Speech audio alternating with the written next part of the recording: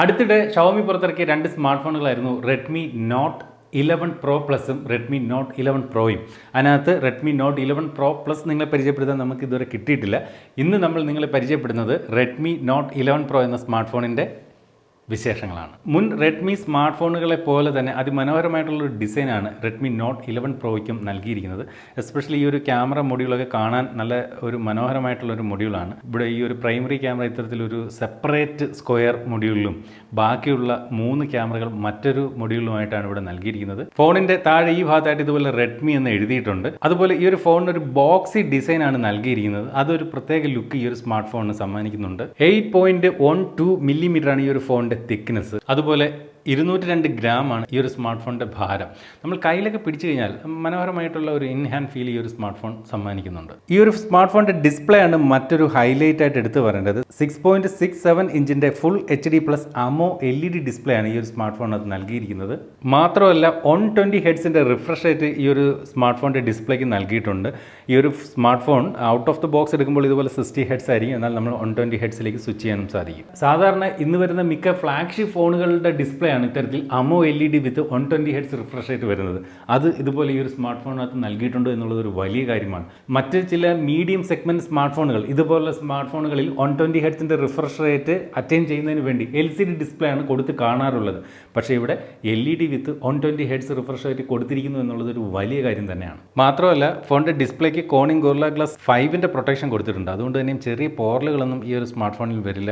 അതുപോലെ 360 ഹെഡ്സിൻ്റെ touch sampling റേറ്റും കൊടുത്തിട്ടുണ്ട്. 395 ppi ഉള്ള ഈ ഒരു ഫോണിൻ്റെ മാക്സിമം ബ്രൈറ്റ്നസ് എന്ന് പറയുന്നത് 1200 നിറ്റ്സ് ആണ്. ഓക്കെ, നല്ല ബ്രൈറ്റർ ആയിട്ടുള്ള ഡിസ്പ്ലേ തന്നെയാണ് ഈ ഒരു സ്മാർട്ട് ഫോണിനകത്ത് നൽകിയിരിക്കുന്നത്. 1000 നിറ്റ്സിലധികമുള്ള ബ്രൈറ്റ്നസ് സാധാരണ നമ്മൾ ഫ്ലാഗ്ഷിപ്പ് ഫോണുകളിലാണ് കാണുന്നത്. ഇവിടെ 1200 നിറ്റ്സ് കൊടുത്തിരിക്കുന്നു എന്നുള്ളതും വലിയ കാര്യമാണ്. ചുരുക്കി പറഞ്ഞാൽ ഫോണിൻ്റെ ഡിസ്പ്ലേ വിഭാഗം എന്ന് പറയുന്നത് ഒരു ഫ്ലാഗ്ഷിപ്പ് ലെവലാണെന്ന് കാണാൻ സാധിക്കുന്നുണ്ട്. ഫോണിൻ്റെ സോഫ്റ്റ്വെയർ സൈഡിലേക്ക് വന്നു കഴിഞ്ഞാൽ MIUIയുടെ ലേറ്റസ്റ്റ് വെർഷൻ 13 അധിഷ്ഠിതമായി ആൻഡ്രോയിഡ് 11 ഈ ഒരു സ്മാർട്ട് ഫോൺ പ്രവർത്തിക്കുന്നത്. ഈ ഒരു സ്മാർട്ട് ഫോണിനകത്ത് ഔട്ട് ഓഫ് ദ ബോക്സ് തന്നെ ആൻഡ്രോയിഡ് 12 ലഭിച്ചുവെങ്കിൽ എന്ന് ആഗ്രഹിക്കുന്നു. കാരണം ഇന്ന് വരുന്ന മിക്ക ഫോണുകളും ഇപ്പോൾ ആൻഡ്രോയിഡ് 12ലേക്ക് ഔട്ട് ഓഫ് ദ ബോക്സ് തന്നെ മാറിയിരിക്കുന്നു. നമ്മൾ ഈ ഒരു സ്മാർട്ട് ഫോൺ അൺബോക്സ് ചെയ്യുമ്പോൾ തന്നെ കുറച്ച് ആപ്ലിക്കേഷൻസ് ഇതിനകത്ത് പ്രീ ഇൻസ്റ്റാൾഡ് ആയിട്ട് വരുന്നുണ്ടെന്ന് കാണാം. ഉദാഹരണത്തിന് സിലി, സ്പോട്ടിഫൈ, അതുപോലെ ആമസോൺ പ്രൈം ഇതിനകത്ത് ഡിഫോൾട്ടായിട്ട് വരുന്നുണ്ട്.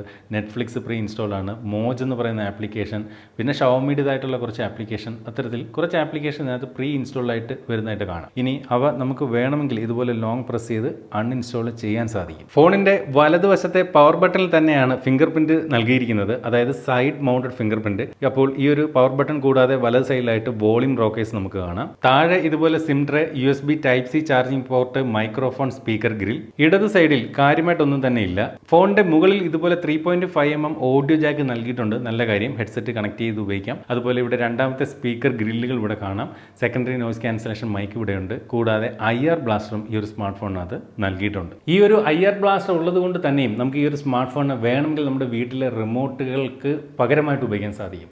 റിമോട്ട് എന്ന് പറയുന്ന ആപ്ലിക്കേഷൻ ഇൻസ്റ്റാൾ ചെയ്തുകൊണ്ട് നമുക്ക് വീട്ടിലെ TV, അതുപോലെ AC തുടങ്ങിയവ കൺട്രോൾ ചെയ്യാൻ ഈ ഒരു IR ബ്ലാസ്റ്റർ സഹായിക്കും. അടുത്തായിട്ട് ഈ ഒരു ഫോണിൻ്റെ സിം ട്രേ ഏത് ടൈപ്പാണെന്ന് നോക്കാം. ഞാനൊരു ഹൈബ്രിഡ് സിം സ്ലോട്ടാണ് പ്രതീക്ഷിക്കുന്നത്.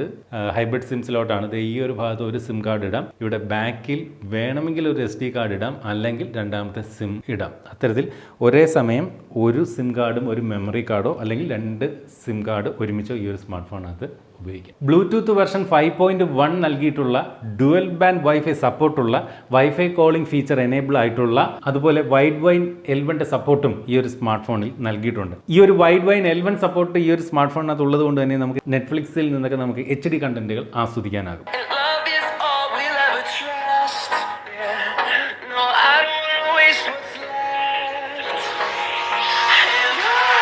ഈ ഒരു സ്മാർട്ട് ഫോണിനകത്ത് സ്റ്റീരിയോ സ്പീക്കറാണ്. നല്ല ക്വാളിറ്റിയുള്ള സൗണ്ടാണ്, കുഴപ്പമില്ല, നല്ല വോളിയം ഉണ്ട്, മറ്റ് പ്രശ്നങ്ങളൊന്നുമില്ല. സ്റ്റീരിയോ സെപ്പറേഷൻ്റെ ആ ഒരു ബാലൻസിങ് അത്ര പക്കയാണെന്ന് പറയാൻ പറ്റുന്നില്ല. കാരണം ഈ കേൾക്കുന്ന സൗണ്ടിൻ്റെ ഒരു ഏറിയ പങ്കും താഴത്തെ സ്പീക്കറിൽ നിന്നാണ് കേൾക്കുന്നത്. കുറച്ച് ഭാഗം മാത്രമാണ് ഈ ഒരു ഇയർ പീസിൽ നിന്ന് കേൾക്കുന്നത്. എന്നിരുന്നാലും ഒരു മനോഹരമായിട്ടുള്ള ഒരുവിധം ഒരു സ്റ്റീരിയോ ക്വാളിറ്റി നമുക്ക് ഈ ഒരു സ്മാർട്ട് ഫോണിനകത്ത് എക്സ്പീരിയൻസ് ചെയ്യാൻ സാധിക്കുന്നുണ്ട്. ഫോണിൻ്റെ വീഡിയോ ക്വാളിറ്റിയെക്കുറിച്ച് പറഞ്ഞാൽ ഞാൻ ആദ്യം മുതലേ പറഞ്ഞതുപോലെ തന്നെ ഒരു ഫ്ലാഗ്ഷിപ്പ് ലെവൽ വീഡിയോ വ്യൂയിങ് അല്ലെങ്കിൽ ഒരു ഡിസ്പ്ലേ പെർഫോമൻസ് ഈ ഒരു സ്മാർട്ട് ഫോണിനകത്ത് നമുക്ക് ലഭിക്കുന്നുണ്ട്. അമോ LED വിത്ത് 120 ഹെഡ്സ് റിഫ്രഷ് റേറ്റ്.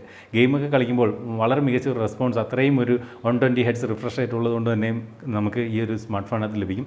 മാത്രമല്ല ഈ വീഡിയോ വ്യൂയിങ് എക്സ്പീരിയൻസ് മനോഹരമായിട്ടുള്ളൊരു ഡിസ്പ്ലേ തന്നെയാണ്. എസ്പെഷ്യലി നമ്മൾ ഈ ഒരു ഫ്രണ്ട് ക്യാമറയുടെ ആ ഒരു സൈസ് എടുത്തു പറയേണ്ട ഒരു കാര്യമാണ്. വളരെ ചെറിയ സൈസ്. സാധാരണ പല സ്മാർട്ട് ഫോണുകളിൽ വരുന്ന ഫ്രണ്ട് ക്യാമറയെ അപേക്ഷിച്ച് ഒരു കടുക് മണി വലുപ്പം മാത്രമേ ഫ്രണ്ട് ക്യാമറയ്ക്കുള്ളൂ. അതുകൊണ്ട് തന്നെയും ഈ ഒരു സ്മാർട്ട് ഫോണിനകത്ത് വീഡിയോ വ്യൂയിങ് എക്സ്പീരിയൻസിന് ആ ഒരു ഫ്രണ്ട് ക്യാമറ ഒരു തടസ്സവും സൃഷ്ടിക്കുന്നില്ല. കളർ റീപ്രൊഡക്ഷനൊക്കെ അതിമനോഹരം. ഡിസ്പ്ലേ പറ്റി എത്ര പറഞ്ഞാലും ഈ ഒരു ഫോണിൻ്റെ ഈ ഒരു പ്രൈസ് റേഞ്ചിൽ എത്ര പറഞ്ഞാലും മതിയാവില്ല. അത്രയും മനോഹരമായിട്ടുള്ള ഡിസ്പ്ലേ. മീഡിയടെക്കിൻ്റെ ഹീലിയോ G96 എന്ന പ്രോസസ്സറാണ് ഈ ഒരു സ്മാർട്ട് ഫോണിന് കരുത്ത് പകരുന്നത്. അതുപോലെ ഈ ഒരു smart phone 6GB 8GB RAM വേരിയൻറ്റുകളിലും 128GB ഇൻ്റർണൽ മെമ്മറിയിലുമാണ് ലഭ്യമാവുക. റാം വന്നിട്ട് LPDDR4X സ്റ്റോറേജ് ടൈപ്പ് വന്നിട്ട് UFS 2.2 അപ്പോൾ ഈ ഒരു സ്മാർട്ട് ഫോണിൻ്റെ പ്രോസസ്സർ മീഡിയടെക്കിൻ്റെ ഹീലിയോ G96 ആണെന്ന് പറഞ്ഞു. ഇതൊരു 4G പ്രോസസ്സറാണ്. പക്ഷേ 4Gയിൽ തന്നെ മികച്ച പെർഫോമൻസ് കാഴ്ചവെക്കുന്ന ഒരു പ്രോസസ്സറാണ്. നമ്മൾ 4G സ്മാർട്ട് ഫോണുകൾ ഒരുപാട് ഇറങ്ങിക്കൊണ്ടിരുന്ന സമയത്ത് ഒരുപാട് സ്മാർട്ട് ഫോണുകൾ ഈ ഒരു മീഡിയടെക്കിൻ്റെ G96 എന്ന പ്രോസസ്സറുമായിട്ട് വന്നു. അപ്പോൾ ഈ ഒരു സ്മാർട്ട് ഫോണിനകത്ത് ഞാൻ ഇതുവരെ പറഞ്ഞു വന്ന കാര്യങ്ങളിൽ എനിക്കൊരു അല്പം ഒരു കുറവായിട്ട് ഫീൽ ചെയ്യുന്നത് ഇതൊരു 4G സപ്പോർട്ട് മാത്രമുള്ള സ്മാർട്ട് ഫോൺ എന്നുള്ളതാണ്. ഈ ഒരു സ്മാർട്ട് ഫോൺ നിലവിൽ 4G ആണെന്ന് പറഞ്ഞു കഴിഞ്ഞു. പക്ഷേ ഇന്ത്യയിലേക്ക് ഇതുവരെ 5G സപ്പോർട്ട് വന്നിട്ടില്ല.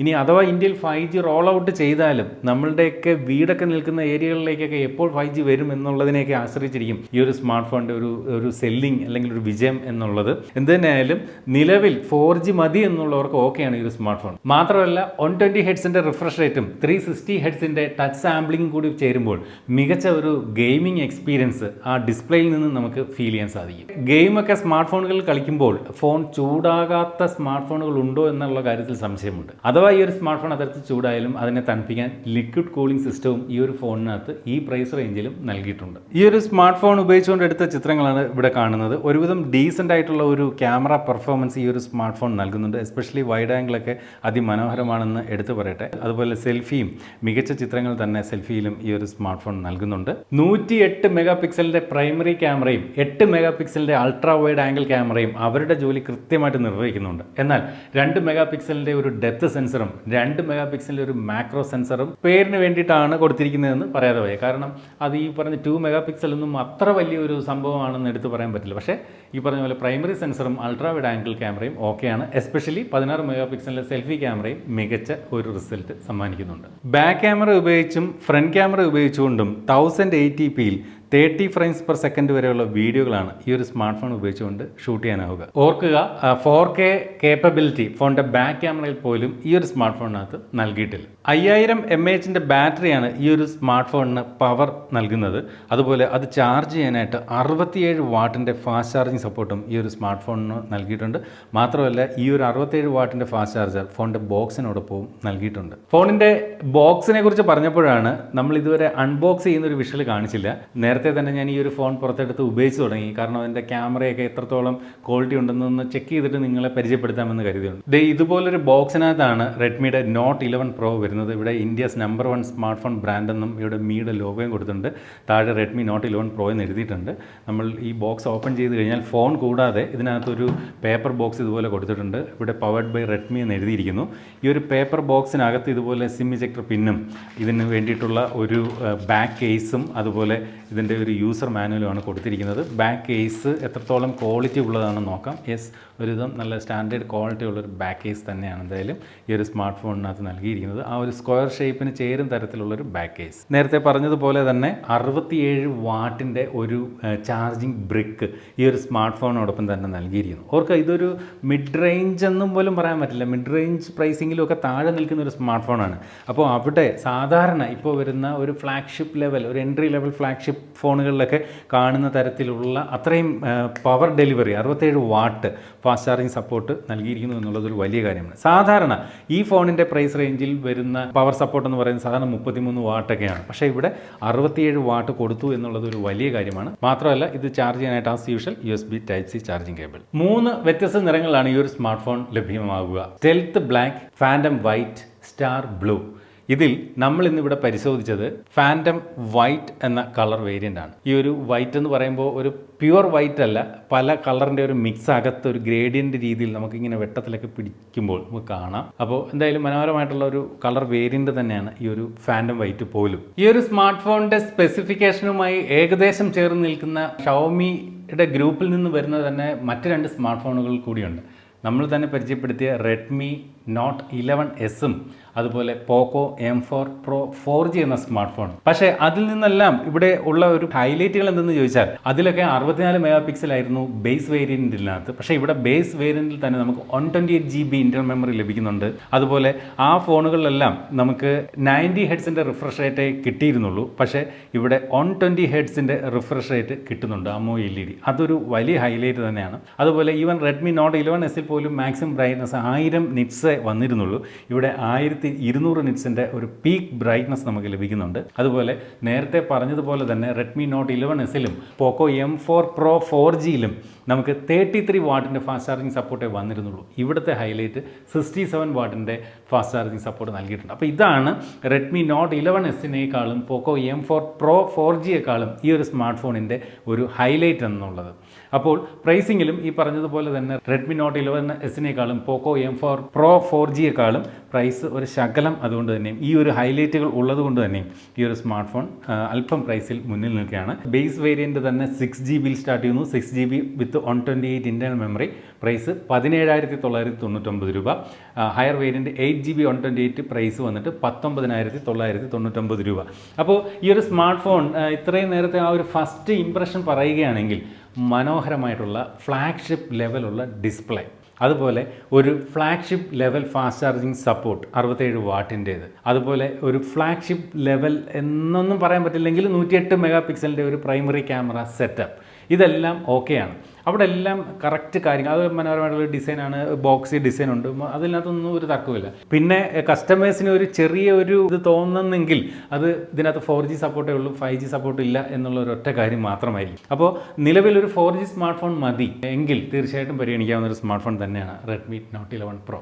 അപ്പോൾ ഇതുപോലെ മനോഹരമായിട്ടുള്ള മറ്റൊരു ഫോണിൻ്റെയോ മറ്റൊരു പ്രോഡക്റ്റിൻ്റെ വിശേഷവുമായിട്ട് നമുക്ക് അടുത്ത വീഡിയോയിൽ വീണ്ടും കാണാം. അതുവരെ സ്റ്റേ സേഫ്, ബൈ.